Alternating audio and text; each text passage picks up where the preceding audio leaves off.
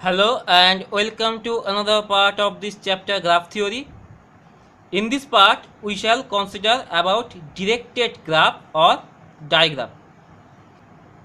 Now so far we have considered only the non-directed graph or undirected graph. That means we have considered some graphs where for each edge no specific direction was given. But now we shall consider one special type of graph which is called digraph, in which we shall consider directed edge. So let us define directed graph or digraph. This is the definition of directed graph or digraph. A graph is called a directed graph or digraph if every edge has a specific direction from one vertex to other vertex. So let us give one example first.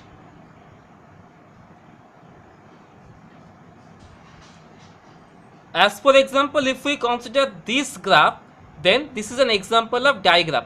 Because if we consider any edge of this graph, then every edge of this graph has a specific direction. As for example, if we consider this edge, then this edge has a specific direction from this vertex to this vertex. Similarly, if we consider this edge, then this edge has specific direction from this vertex to this vertex.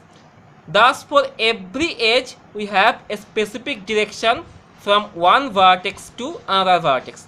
Therefore, this graph is called a directed graph or digraph. Now, so far, we have considered only non-directed graph or undirected graph. That means the edge has no specific direction. So those type of graphs are called non-directed graph or undirected graph. But if the edges of a graph have specific directions, then the graph is called digraph or directed graph. Now it may happen that for a digraph, some edges have some directions, but some edges may not have some directions. In that case, the graph is called partially directed graph or partially digraph. We know that for undirected graph, the number of edges which are adjacent to a vertex is called degree of that vertex. Now for directed graph, we define two types of degree of a vertex.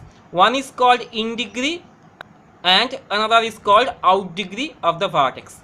So this is the definition of in degree and out degree of a vertex, that the number of edges entering any vertex is called in degree of the vertex, and the number of edges leaving any vertex is called out degree of the vertex. As for example, if we consider this vertex of this graph, then let us find how many edges which are entering to this vertex and how many edges are there which are leaving this vertex. If we look carefully, we shall find that there are 3 edges which are leaving this vertex. So out degree of this vertex is 3. But we can't find any edge which is entering this vertex. So in degree of this vertex is 0. So for this vertex, in degree is 0 and out degree is 3. If we consider this vertex, then we find that there are 2 edges which are entering to this vertex. So in degree of this vertex is 2, and we find that there is only one edge which is leaving this vertex. So the out degree of this vertex is 1. Similarly, we can find in degree and out degree for any vertex of this graph. So remember that number of edges entering to any vertex is called the in degree, and the number of edges which are leaving any vertex is called out degree of the vertex. Now if we add all the in degrees and out degrees of the vertices, then we shall find that the sum of the in degrees of the vertices is equal to sum of the out degrees of the vertices. So we write the property, this is very important property, that sum of the in degrees of the vertices is equal to sum of the out degrees of the vertices. Now we find that for any edge, if we consider the end vertices, then we find that for any edge, in degree of one vertex will be increased by 1 and out degree of one vertex is increased by 1. So if we consider all the edges and if we add all the in degrees and out degrees, then we shall find that sum of the in degrees is equal to sum of the out degrees. As for example, if we consider this graph, then we find that this graph has 1, 2, 3, 4, 5, 6, 7 number of edges. So if we add all the in degrees of the vertices, then the sum will be 7. And if we add all the out degrees of the vertices, then again we shall find that the sum is 7. So sum of the in degrees equal to 7 and sum of the out degrees equal to 7. So in other language, the sum of the in degrees is equal to sum of the out degrees is equal to the number of directed edges. Next we define strongly connected digraph and weakly connected digraph.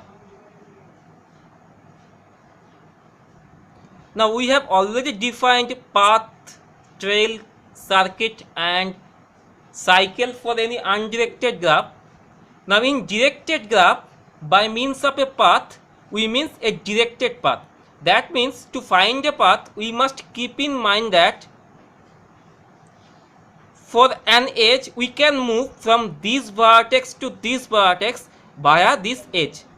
But we can't move from this vertex to this vertex via this edge because this edge is directed. So to find a path, we must move along one edge in such a way that we move along the direction of that edge. We can't move in the opposite direction of that edge. Next we define strongly connected digraph. A digraph is called strongly connected digraph if there exists at least one directed path from any vertex to any other vertex. Otherwise, the graph is called weakly connected digraph.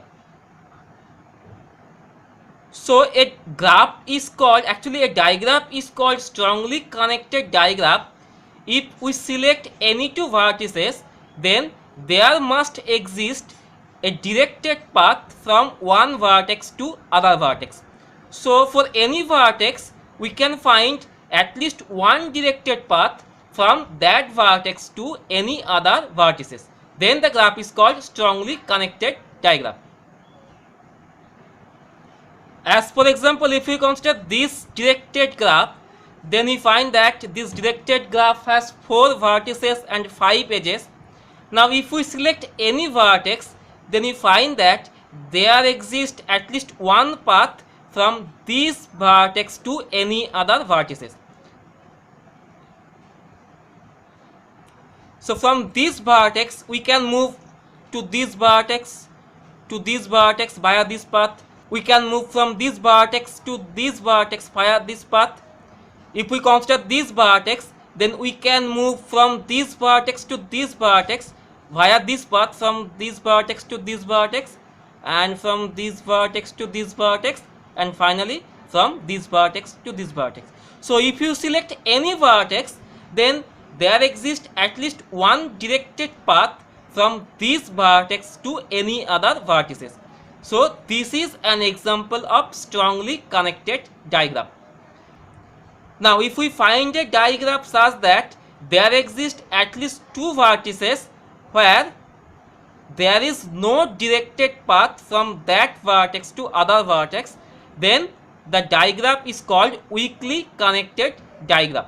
As for example, if we consider this digraph, then we select 2 vertices. If we consider this vertex and this vertex, then we find that there is no directed path from this vertex to this vertex.